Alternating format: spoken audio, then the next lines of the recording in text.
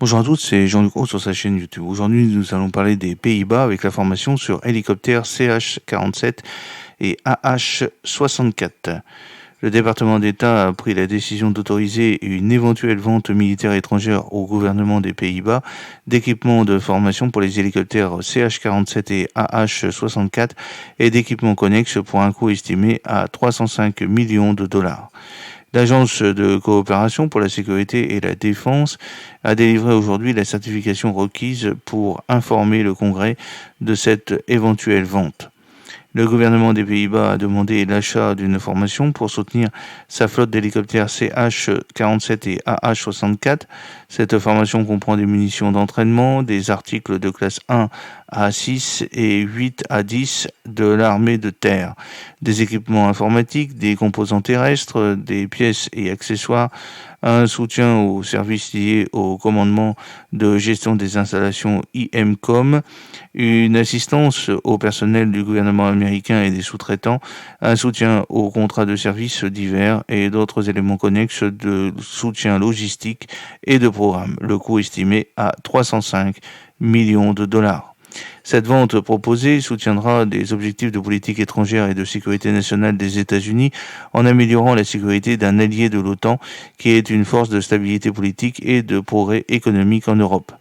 La vente proposée améliorera la capacité des Pays-Bas à poursuivre leurs activités de formation sur les hélicoptères CH-47 et AH-64 à Fort Cavanos au Texas.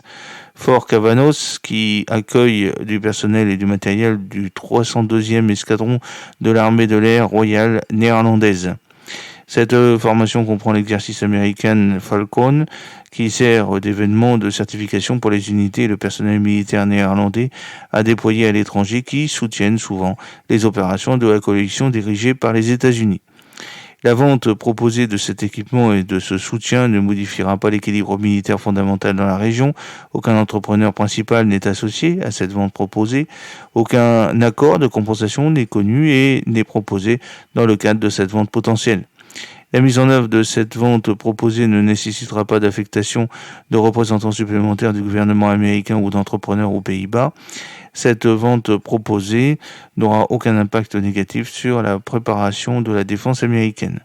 La description et la valeur en dollars correspondent à la quantité et à la valeur en dollars estimées les plus élevées.